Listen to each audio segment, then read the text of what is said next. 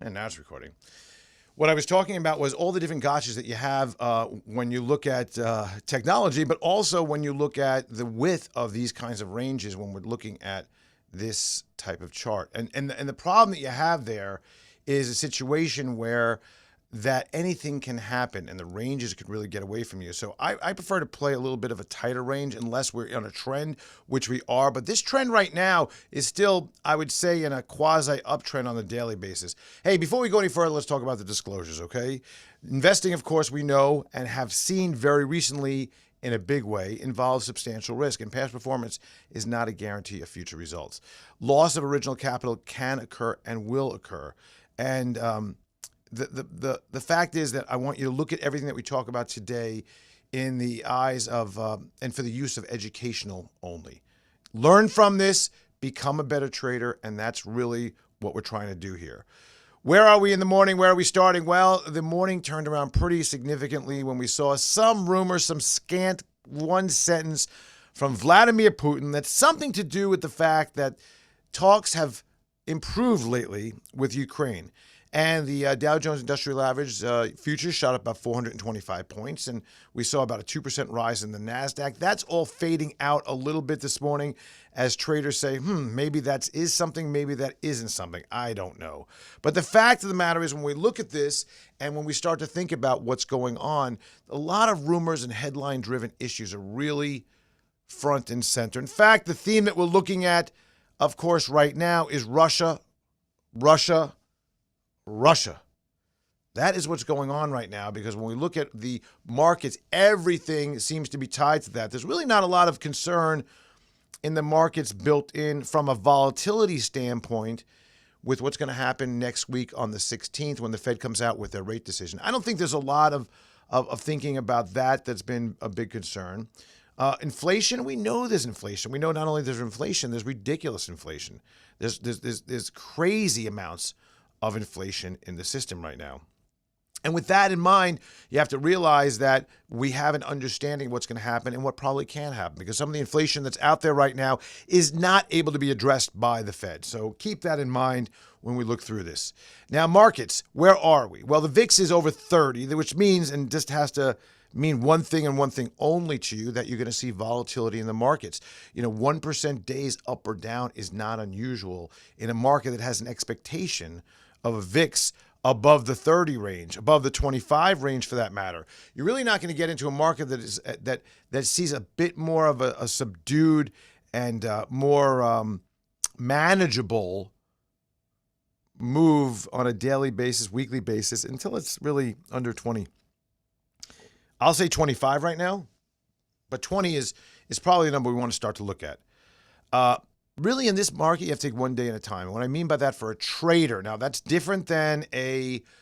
much different than an investor, okay? But for a trader, which a lot of you are, but we have a very mixed group. Some people are swing traders. Some people are more so looking at opportunistic scalps. But when we look at the current environment with the amount of movement that we see, where you wake up in the morning and everything is down, but then all of a sudden it turns around on a dime, and then it turns back around on a dime, and then a nickel, and then, speaking of nickel, right, which happened this week, things are crazy. You take one day at a time. Now, one of the things that I learned early on from the day trading world, and what I've teach, and I think is really important to understand, my good friend Fausto Puglisi taught me, was, you know what? You have to have rules. And one of the rules you have as a day trader, now this is someone who's in the market for the scalp, for the intermediate or so the short-term scalp and trade and swing trade, is that by the end of the day, you close your positions. You're done. You're out. That's it. It's over. Even though it looks like there's great opportunity that could arise, like we're seeing maybe that turnaround today, most of it you wouldn't have caught anyway, because a lot of it was pre-market. And you probably couldn't have traded it unless you were a futures trader, currency trader, or commodity trader. Potentially there was something you could have done there, but the probability is you wouldn't have. A lot of the movements in the markets happen at 3 in the morning, 4 in the morning. If you want to be up at that time of the day, hey, go for it. Not me. Plenty of daylight hours during the day for opportunities to make money and to do your research during the 6, 7, 8-hour day. And of course, the main times to trade, where is that? We'll call pre-markets at 8, but really 9:30, where it starts, where the volume comes in very strong, to about 11, and then somewhere around 1:30 to 4. Sometimes people call it from 2 to 4. So we've seen a lot of this action that really is headline driven. It's really driven by I would say time, right? Very short term, kind of crazy, instantaneous moves. You can see how the market's fading in already on these numbers. One of the things you have, and you have to realize right now, is we have a reawakening of the short sellers, which is something you didn't do for some time. Why? Well, you had the Fed put there for some time. And with having the Fed put as you had it for a long time, the reality was it was all about buy the dip. Now we have no longer the deflation. We no longer have an economy that's trying to supercharge. We no longer have a situation where, in the big scheme of things, we are trying to look for ways to push the wealth effect. In fact, what the Fed is doing right now is everything to the opposite. And if you look at that very carefully, you have to recognize that what do you do? Well, if in fact, during the time when it was a buy the dip mentality and there was an action that for every dip, it seemed like a very logical place to put your money to work and let it just run. Well, here what you have is, for the most part, sell the rip. And I'm talking about more on a longer term basis. During the day, like we saw earlier this week, where the Dow was up, 700 points during the day? That day, every single time the market came in a little bit, it was bought. But generally speaking, right now, the big theme and the big structure of the markets with the reawakening of the bears and the short sellers is all about looking for the fact that there are interim times to take some profits. Wait on your hands for certain things if you're a long-only player, and then look for the opportunities as they arise, and then skedaddle very quickly until you can find the next one.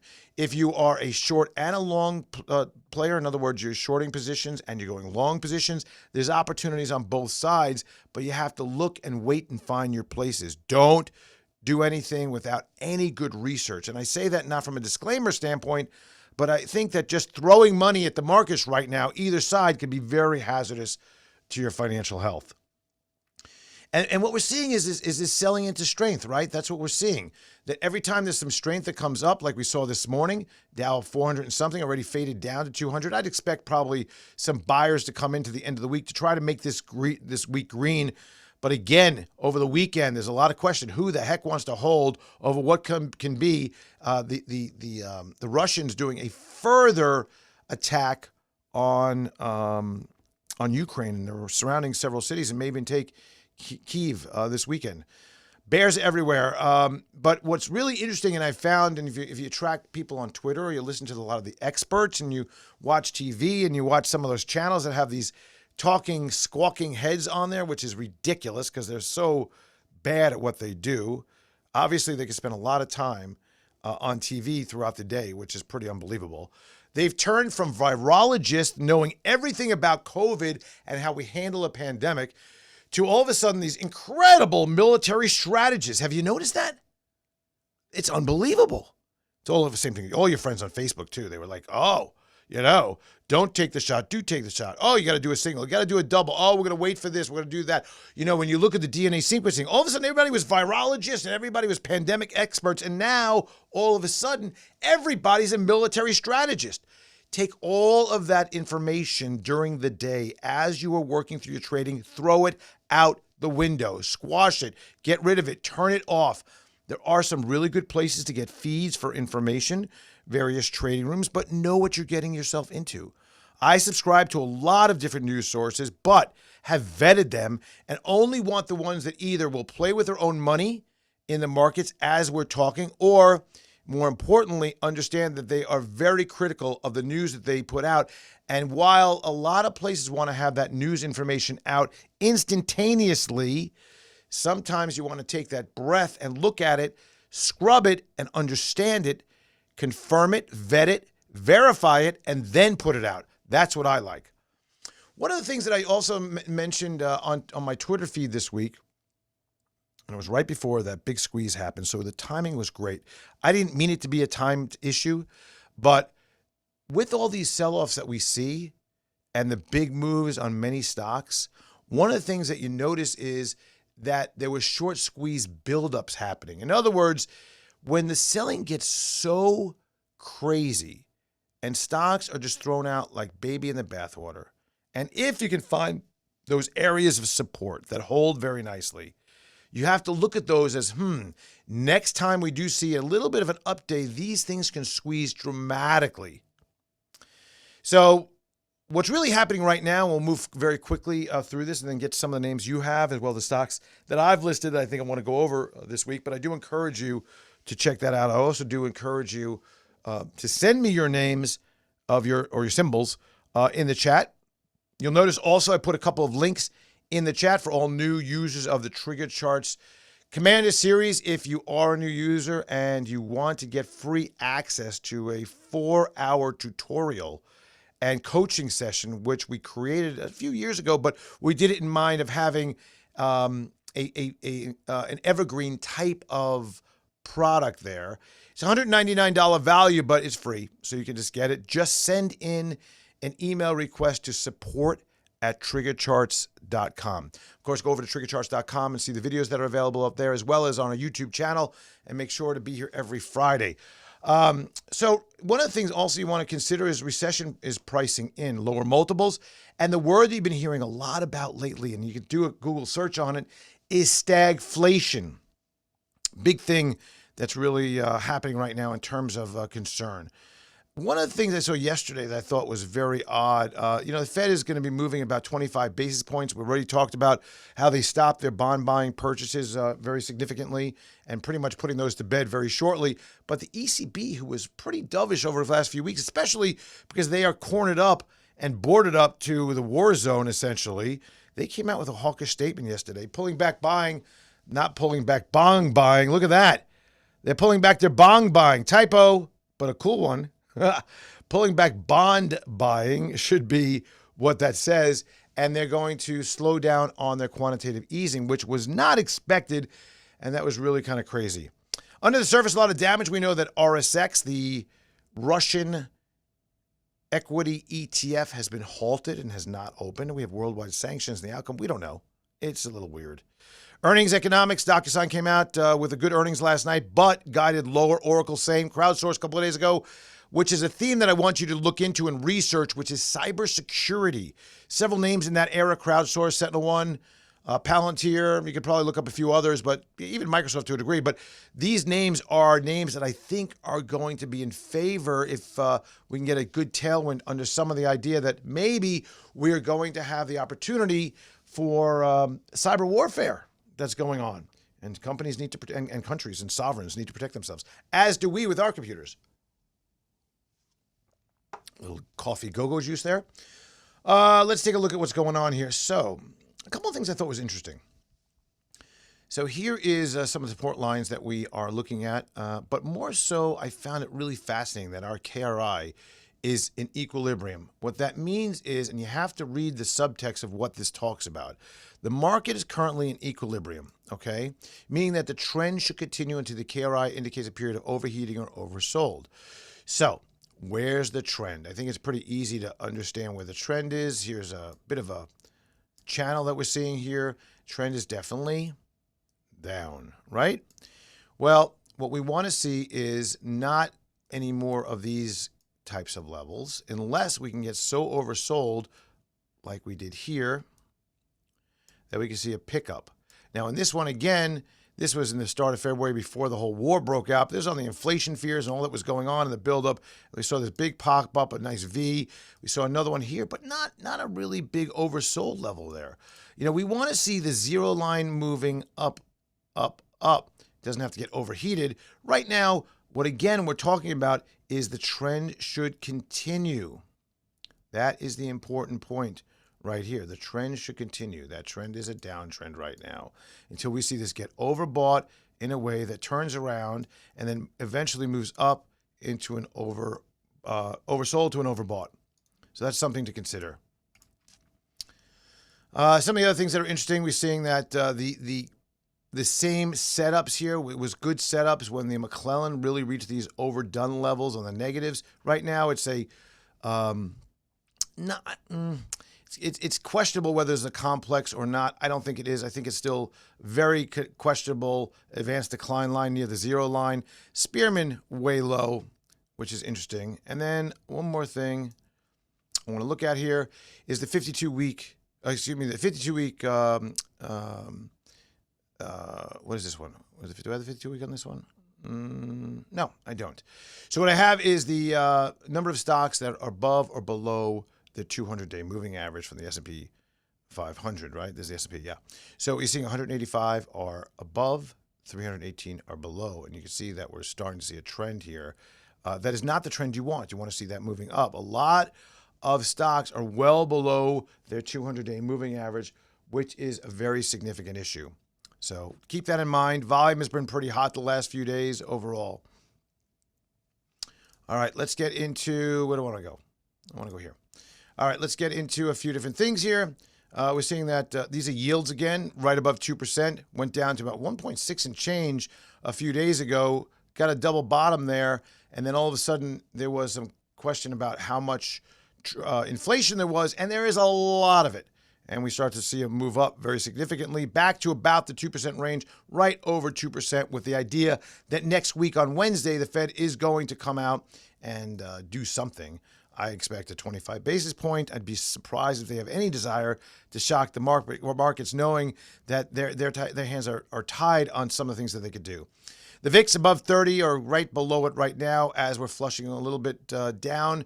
Hit about 38 a couple of days ago. DocuSign, 76.80. It's off the chart. It's just all the way down here. Is this daily? Yeah. One of the things you need to do, I want to do something here. One of the things you need to do as we see volatility kicking up as significantly as it is you need to look at areas of interest. Now, this is an area from about 75 and a half or so is a level. Right now, that's where it is, right? 76.85. So it's right about here.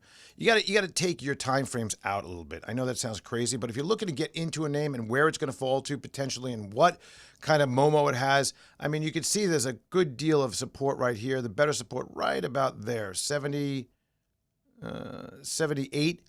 So we're, give or take a couple points away from that. There is good support right there. I'm going to take this down. Just draw my line right about there. 76.25. Okay, 77. So kind of right on that line right there. You can see that's where we're stopping at this moment. You have to open up your potential for where a stock can go with earnings, etc., when we have this kind of volatility, because the ranges will be that much greater. This was a darling stock. I loved this a few years ago. Said, what a great mousetrap they have. Stock has gone up and just absolutely collapsed. I mean, look at this number. This weekly went from 280 down to 153, 100-point move on that. That's pretty substantial. I mean, it can't do a 100-point move now because it can't go negative. But the fact is we went from, a high about 315 down to where we are at 76 right now. That is an enormous move. 230 points, 220 points off of this name. That is an enormous move overall. So you may have to, if you're thinking about swing trading, open up your trading ranges and timeframes a little bit. Oracle, also looking terrible. We're just seeing name after name not do so well. Crowdsource, interesting. I did see one name that I did like. I saw a chart yesterday. I said, you know what?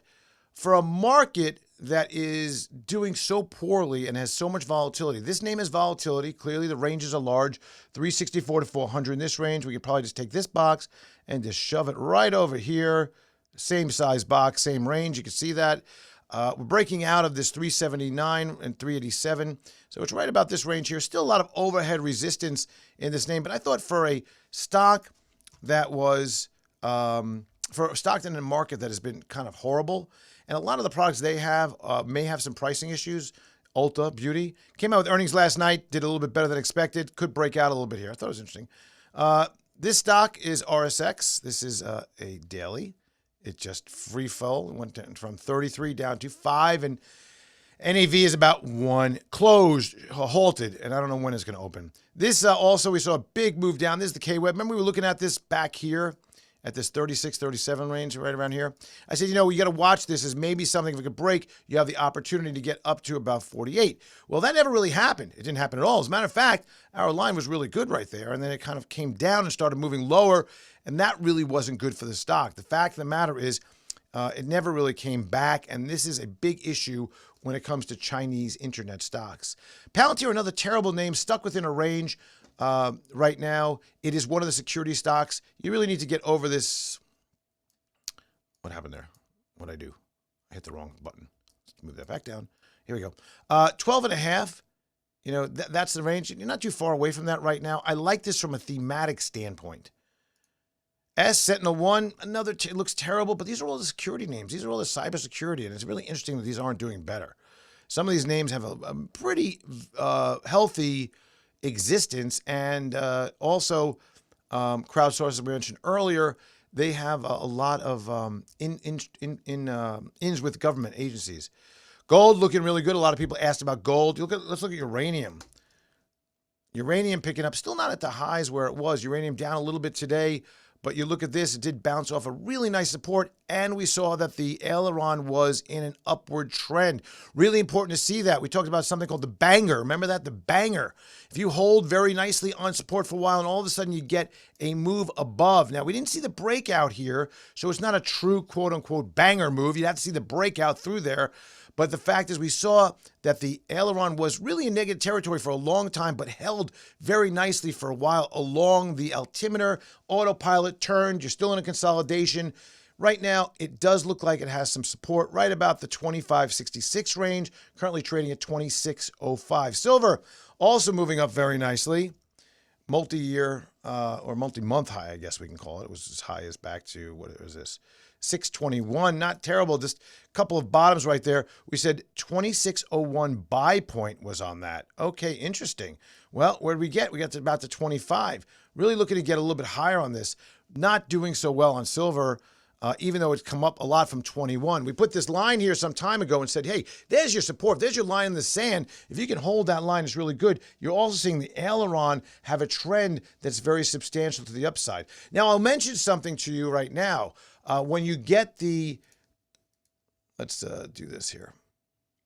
When you get the package, you get the multi-time frame, which no one else has on the TradeStation trading platform, because what you're seeing is multiple time frames, right? You're seeing all the way from the right. You're seeing weekly, daily, 240, 90, 60, whatever you want to see. You can change all these. These are 1630s.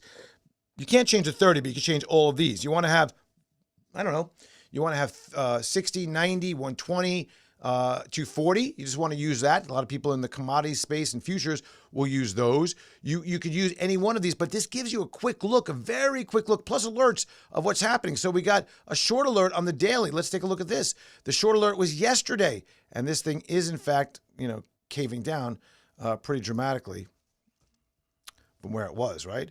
But that was a good one. Okay, what's else? RSX, let's not look at that one. That one's ridiculous. We got some longs, of course, here. Long, 4 weeks long on gold, 8 days long on gold. And we're seeing a swing long here. Gold is coming down a bit today, but that may change a little bit. This is on the 30, and let's go to match these up here. There we go.